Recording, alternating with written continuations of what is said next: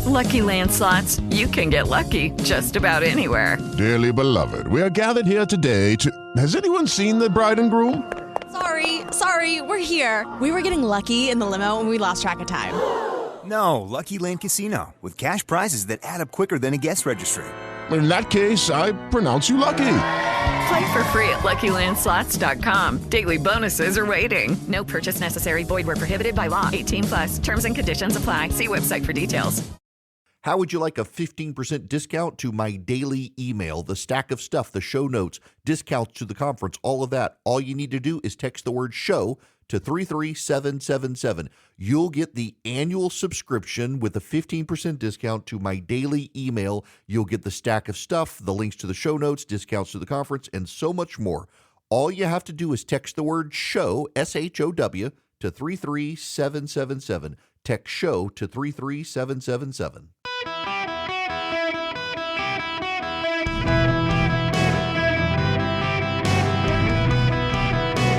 Welcome to the Eric Erickson Show podcast, Hour 2.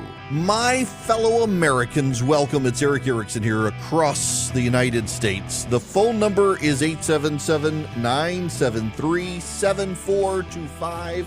I hope you got blue skies where you are today.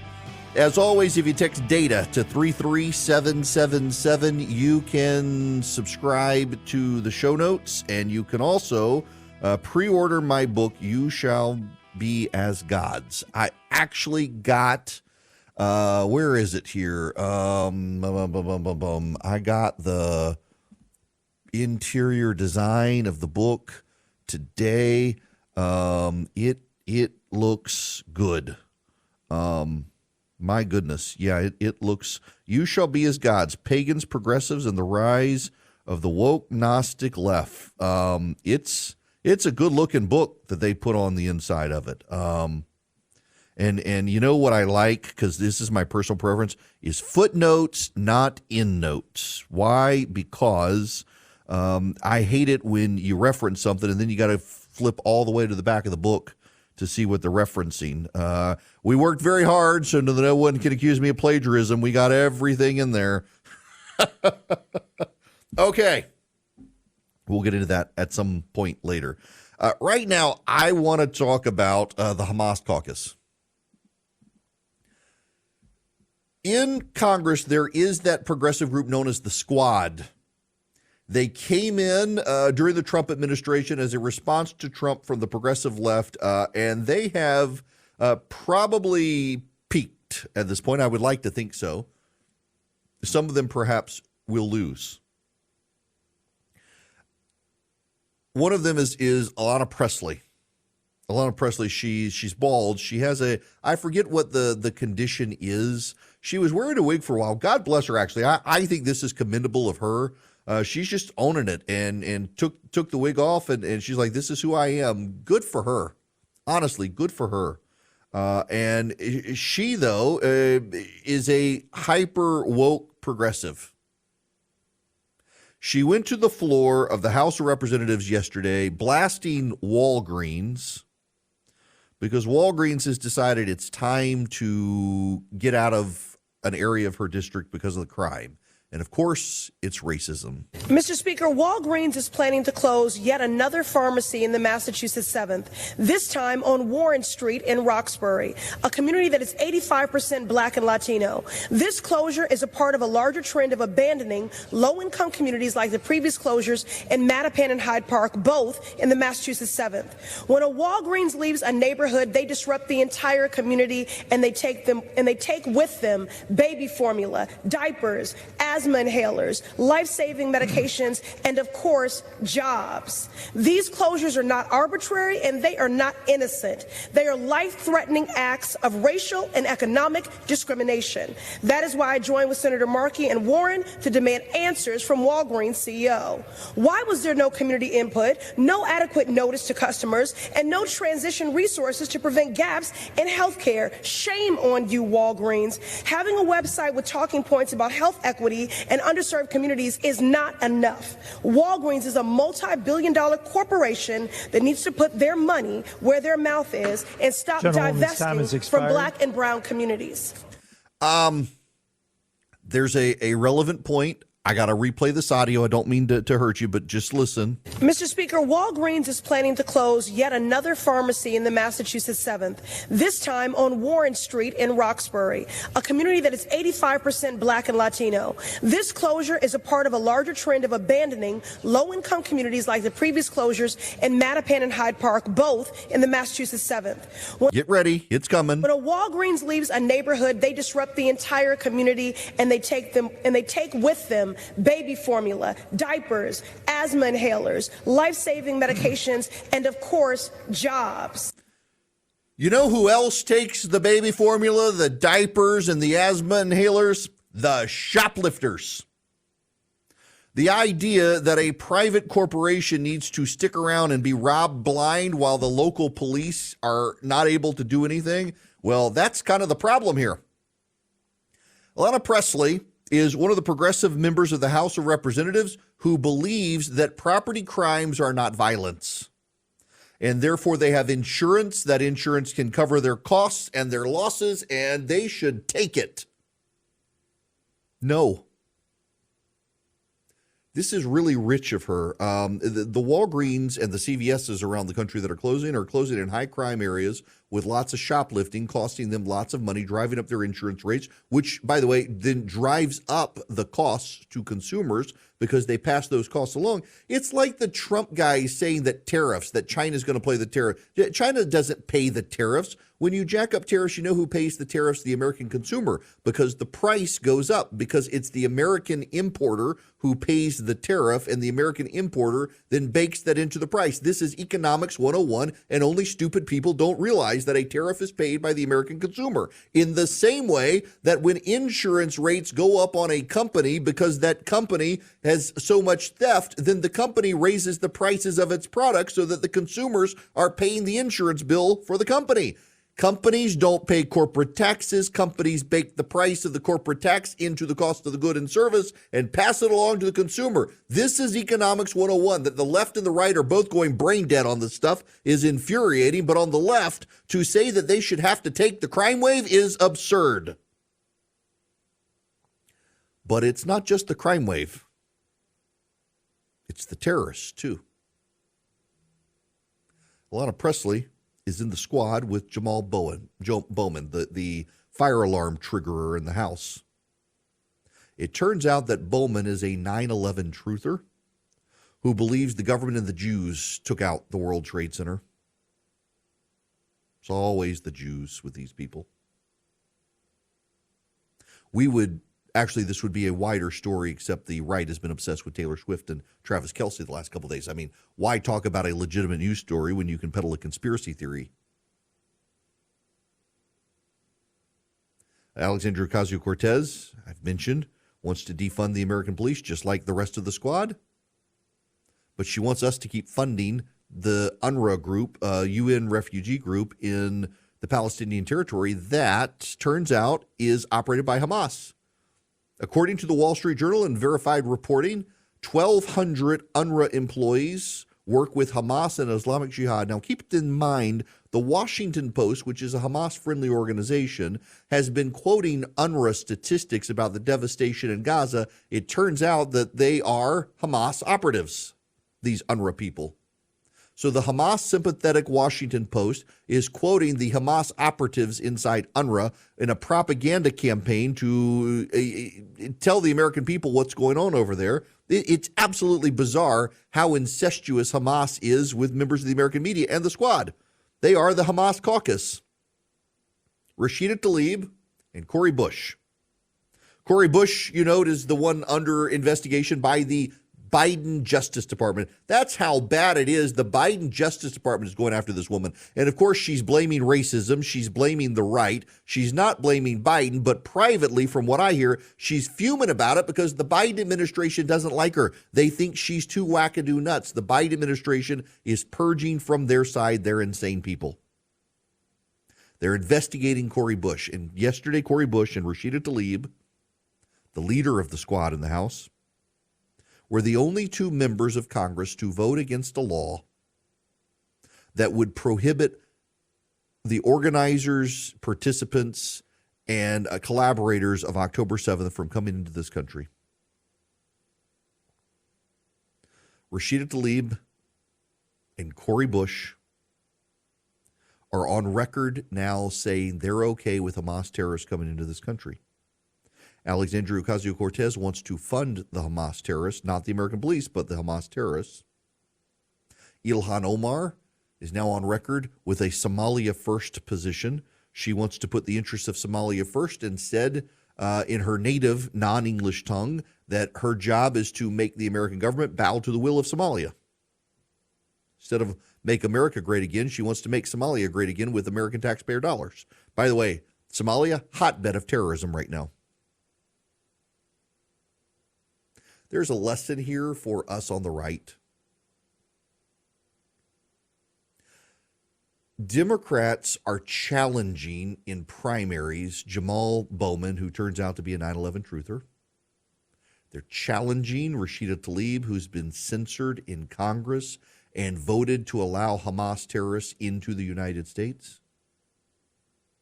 They're challenging Ilhan Omar in primaries, who took a Somalia first position. They're challenging Cori Bush. The Justice Department of Joe Biden is investigating Cori Bush for corruption. I tell you people all the time, if you don't clean up your own side, the voters are going to clean you up. And the Democrats are taking that lesson. It's the Democrats who are primarying these extremist members of the squad and these anti-Semites.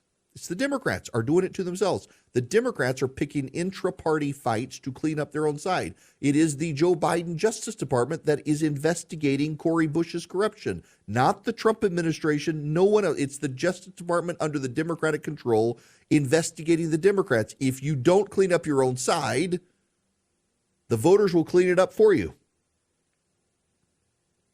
The Republicans are platforming TPUSA grifters and hucksters to tell us there's a conspiracy theory about Taylor Swift and Travis Kelce. Many of these same people were the Pizzagate conspiracy theorists. Even now, to this day, when I mention this, I get people online who say, well, it was actually real. They covered it up, but it was actually real. No, it wasn't. You're an insane person.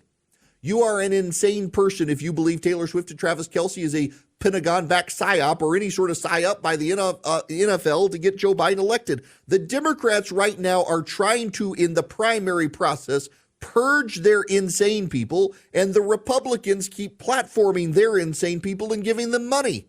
The Democrats are trying to weed out the insanity on their side while the Republicans are mainstreaming their insane, hyper-online people who need to get outside and touch grass. Do you not see what's happening before your very eyes? The Democrats recognize they have a problem with voters and they're working to purge the Hamas caucus from Congress. Meanwhile, the Republicans are putting their anti-Semite conspiracy theorists on mainstream platforms, giving them voice and encouraging people to give them money. This doesn't end well for the Republicans. The grifters, the hucksters, the fraudsters, the liars. They lied about Pizzagate. They lied about the stolen election. They're lying about Taylor Swift and Travis Kelce. They're anti-Semites who hate Israel. They want to get away from Israel. The Republicans are elevating these people while the Democrats are trying to purge their own.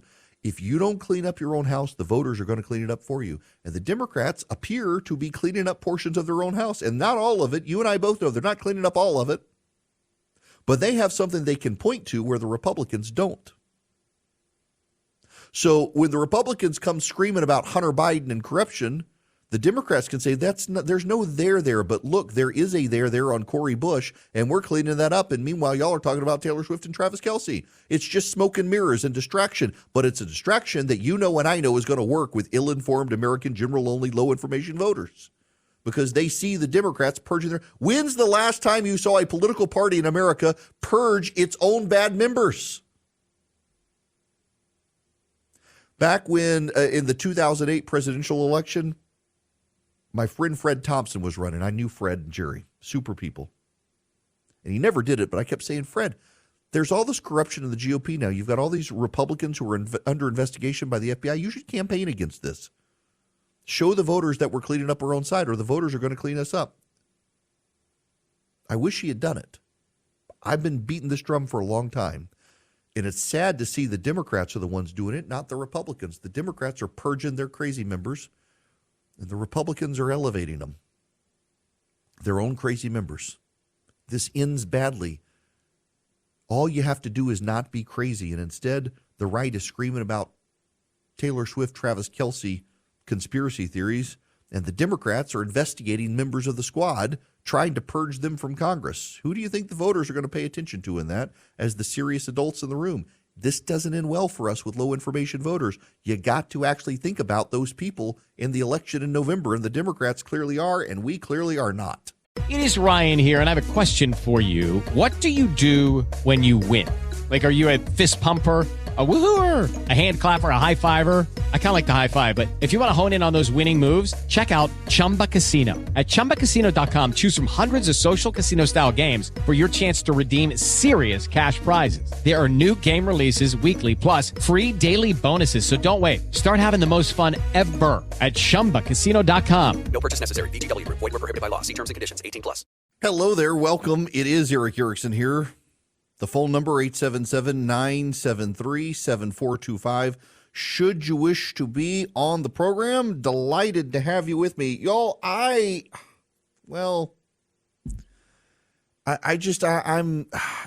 think we need to clean up our own side. My friend Nancy just texted me. She was listening to the last monologue. She says, don't forget, though, Bob Menendez. Then that's a real big one for the Democratic side. The rules of the Senate function differently from the rules of the House in terms of expulsion. I suspect they're going to at some point, despite his insistence on his innocence. But yes, the GOP did purge Santos from the House, and the Democrats have not purged Menendez from the Senate, and they are continuing to allow Menendez to operate with classified briefings and the like, which is a big red flag. There's a problem there. There is. But I'm deeply, deeply worried about, one, we have a shortage of money on our side, and two, the Democrats seem to be outmaneuvering us with the low information voters, and we got to step it up. And part of it is, too, the RNC doesn't have the money. Trump is distracted by his legal fights right now. We're still kind of in the primary process until Nikki Haley steps aside. There are all these little fundamentals, and we've got time. But time is going to run out. In every campaign, so even back when I was a political consultant, you give a little lecture to the new candidate. You have three elements in campaigns: time, talent, and treasure. You can get more treasure, you can get more talent, you can never get more time. But at some point, you max out available resources for treasure, and you max out available resources for talent. The Trump team hasn't maxed out talent resources or treasury resources, but time is running out. We got to be firing on all cylinders. All right. Move on to other stuff. But first, let me brag about my bank, Old Glory Bank. Rarely do you hear someone effusive with praise about a bank, but I really am with Old Glory Bank. They don't charge fees for checking and savings accounts. They don't. And in fact, they've got this convenient system that's called their cash-in system, where you can go to over 85,000 retailers in the country and deposit cash at the counter, and it goes directly into your bank account. They've worked with retailers around the country for this. They do home loans, the VA, conventional, and FHA loans. They've got budgeting tools. They've got great online software features, online bill pay, everything you need. They are a real bank, and they're really good. In fact, with my kids, I can take their cash to like my local CVS a couple blocks from my house and deposit it into their bank accounts. It's so easy. And then they're not being bilked with fees by the bank because there are no fees for the checking and savings accounts. Good interest rate on the savings account, too, by the way. You can cancel your bank. Old Glory Bank is set up by conservatives for conservatives. You can switch to them. They're anti-woke. OldGloryBank.com. You can have an account in less than 8 minutes for yourself or your kids. OldGloryBank.com. Terms and conditions apply. Member FDIC, equal housing lender. Step into the world of power, loyalty, and luck. I'm going to make him an offer he can't refuse. With family, cannolis, and spins mean everything. Now, you want to get mixed up in the family business. Introducing The Godfather at ChumbaCasino.com. Test your luck in the shadowy world of The Godfather slot. Someday, I will call upon you to do a service for me. Play The Godfather, now at ChumbaCasino.com. Welcome to the family. VGW Group. No purchase necessary. Void where prohibited by law. See terms and conditions. 18+. Greetings, conversationalists. Welcome. It's Eric Erickson here. The phone number is 877-973-7425. Let's go to the phones here. Max, you're going to be up next. Welcome to the show. Hey there. How are you doing today, Mr. Erickson? Good. How are you? I'm doing great. What's going on? So I just had a quick question. I recently became a listener of the show, and I am a 24-year-old, and my main question would be, as someone who is younger in a younger generation, what can I do best to inform other people my age on like what's going on in the country and how to kind of right the wrongs that they keep hearing in the media that gets so like forced through social media and other outlets such as that? Oh, you know what? That's a great question, and I'm probably going to tell you something completely different from what a lot of other people will tell you. And I'm probably going to get a lot of people mad at me for saying so, but number one is don't do it immediately. Make sure that you are relational with the person first, because they're not going to believe you. So, you know, Max, one of the tendencies I see, particularly people who care about politics and what's happened in the news, is they can hear someone, like you're in the barbershop or you're out and about, you're with a group of people, and someone says something, you don't know the person, and you decide to correct them. And that immediately turns them off. And for the people around them, you come across looking like the pushy know-it-all, which they don't particularly like. And so I would be hesitant to engage in that capacity because most people aren't super plugged in, and they're also not super political. So once you develop a meaningful friendship or relationship with people so that they kind of know your heart, then you can begin to work your magic. And one of the things that I would recommend that you do is add information. Don't tell them they're wrong. Never tell anyone they're wrong. Particularly if you're married to them, never tell them they're wrong if they're also a female. Never, ever, ever. But what you can do is you can add additional information. So when they say Joe Biden did this thing, you can, so for example, they say Joe Biden actually has sent the Border Patrol to the border to secure the border. You can say, well, yes, he did, but did you know that they're allowing illegal immigrants to come into this country for processing now instead of making them stay in Mexico for processing? And once they get here, if the facility's overwhelmed, they let them leave. And when they say, no, you don't, no, that's not true, well, there are plenty of objective news sources from ABC to NBC that admit that. I always recommend people, once you're in a relational situation where they kind of know your heart, they know you're not just a know-it-all jerk, never tell them they're wrong out of the gate. Add information to it, or tell them you heard something different, and here's what you heard, and be able to show them the sources. Does that make sense? Oh, yeah, it completely does. And I never just come out the gate telling them they're wrong right away. I always do try to do it in that way of just adding information to it and speaking of from what I've heard on the other side of it all. The hardest part, particularly with your generation and people younger now, is there's a vast array of people that people listen to, and TikTok is probably one of the most nefarious sites where it comes to getting information. In fact, I actually read today that the biggest reason Joe Biden is doing the liquid natural gas export ban is because of social media influencers on TikTok have made it a big thing. And being able to combat that stuff is hard, but I will tell you this, and God's honest truth here. If you are willing to build a relationship with someone and have that relationship be not about politics so that you can be friends with someone who disagrees with you politically, you're going to have a more meaningful impact on that person in trying to change their mind than otherwise. In fact, you know, I'm God help me, I'm going to go down this road and y'all are just going to have to humor me for a minute. I had a guy the other day, and I can just read you part of the exchange on Instagram, and I got to go find it. The guy was really upset with me because he thinks that he says, this is what it is. You think you can reason with a liberal. And I replied, some you can, some you can't. But not trying means you fail every time.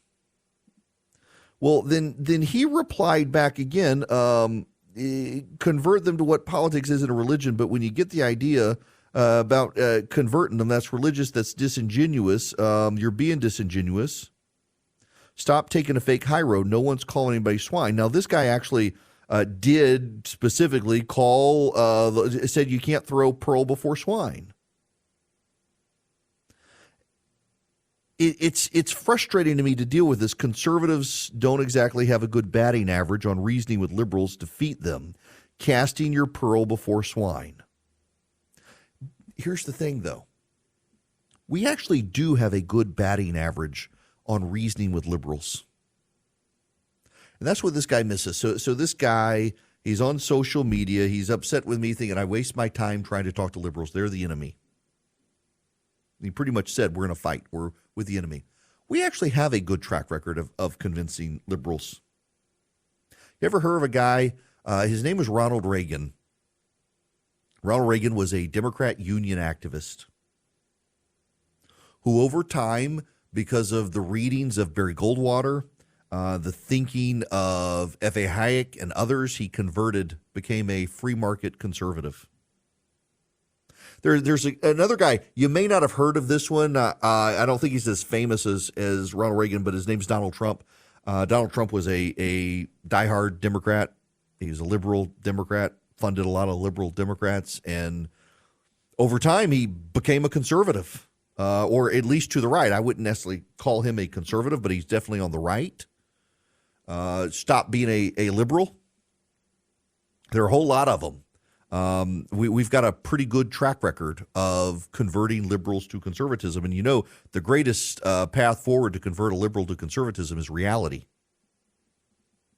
But this idea that we should fight them, we shouldn't engage them. I got a platform here with a microphone where I can engage these guys. And it was it's very funny, though. So this guy, he starts out, and you think you can reason with liberals, and I reply, some you can, some you can't, but not trying means you fail every time. And he replies, conservatives don't exactly have a good batter average on reasoning with liberals. Defeat them, casting your pearls before swine. And I replied, just because I disagree with someone politically doesn't make them swine, but viewing them as swine makes it impossible to ever convert them to my cause. Got to love my neighbor, hang out with sinners, try to convert them. If you don't want to, that's on you. And so then he gets his dander up, and he says, convert them to what politics isn't a religion. Where'd you get the idea I was trying to convert them to religion? You're being disingenuous. You know what the phrase means? Stop trying. So he uses a phrase from Scripture, don't throw pearls before swine. And I say they're not swine. Don't treat them like swine. You're not going to convert them. So I'm not converting them. That's a religious thing. No. I'm converting them to my political side. Do you know who my listeners are? It's actually fascinating to me in the research of online and offline. I was telling this to a guy this morning. Most of the people who listen to this program are not hyper-political. They're conservatives. They tend to be Christian, and they live a life. They're in their 30s and 40s. They have kids, and they're just trying to find someone to tell them what's going on in the world that they can trust and know I'm not going to BS them or lie to them. And then they can go about their life. They check in here because they overwhelmed with politics. They don't like politics anymore. But they want to know what's going on with politics, and that's my job, to tell them what's going on with the world, keep them entertained, keep them company in their car, so they can go live their life. But I know I've got a lot of progressives who listen to the show because, by God, I get a lot of hate mail from them. But I at least want to try to explain what the right views things as. And I've too many people on the right who've abandoned conservatism want to remind them that conservatism actually does conserve. Conservatism actually is a good political philosophy, that limited government is a good thing, big government is a bad thing. You know, I support limited government because I'm a Christian. We're all sinners, I believe. I want as few in charge of me as possible. So, of course, I support limited government. The fewer sinners in charge of me, the better off my life is. This is why I like government shutdowns. When the government is shut down, the government can't screw us. I'm perfectly fine with government shutdowns. But the idea that we should treat our political opponents as our enemies and that we're in a fight, to a degree, yeah, we're in a political fight for the hearts and minds of low information voters. But I'm not going to persuade the low information voter or the Democrat to come to my side if I am a jerk to them. If I want to fight them. If I treat them as the enemy. I look at the members of the squad as enemies. They're willing to allow Hamas to come into this country. They want to defund the police but fund Hamas. They want to chop down the statues of our founders in this country. Yeah, there are bad people. The problem is I think a lot of people on the right have lost discernment between who are their political opponents and who are their enemies, and they presume that a broader section of their opponents are actually their enemies than actually are. Now, it can certainly go the other way where there aren't you treat some people who are your enemies as just opponents. But overwhelmingly, I think on our side of the aisle and on the other side of the aisle as well, both sides are getting more and more interested in just saying the other guy's the enemy. And there are some. But mostly it's just people who see the world differently, who have a different lived experience. We all understand the world by the experience in which we lived. I spend a lot of time trying to explain things to you guys of what are going on in the world and how these things around the world affect us, in large part because my lived experiences, having lived abroad, growing up, and seen what it means to be an American and to see what it means to have a robust American military presence in the world. It informs my experience. It informs my ideas of the world. And all of us come into that, left, right, and center, we all come into that based on our lived experience. If you were a kid who grew up in poverty and your family depended on the government, well, you probably don't like the limited government guys who want to cut a lot of the social welfare programs. You probably lean Democrat. If you're black, you may be very socially conservative, but you tie a lot of Southern Republicans to the Jim Crow movement and the civil rights because you see a lot of them were Democrats back in the day and became Republican, and you're suspicious of them. I get that. I disagree with you, by the way, but I get that. But if you're just going to treat the other side as your enemy and you want to fight them, I will tell you a little secret. If you're on the right, there are more of them than there are of us. It's true. There are more center-left people in this country than there are center-right people in this country. So if you really want to fight them, they're probably going to win because they have the numbers. Or you can convert them to our side and grow our side. Now, ultimately, our side has more kids than their side, so we're going to ultimately win the population fight against them. But in the meantime, we can't just burn bridges with our fellow Americans because we've decided if they're on the other side, they're our enemy. You do have to try to reason with them. Not all of them are reasonable, and not all of them can be reasoned with. But the best way you're going to reason with them and convert them is to not treat them like a pariah or you treat them as the other, but actually treat them as your neighbor and love your neighbor and try to persuade them you're right. And you know what?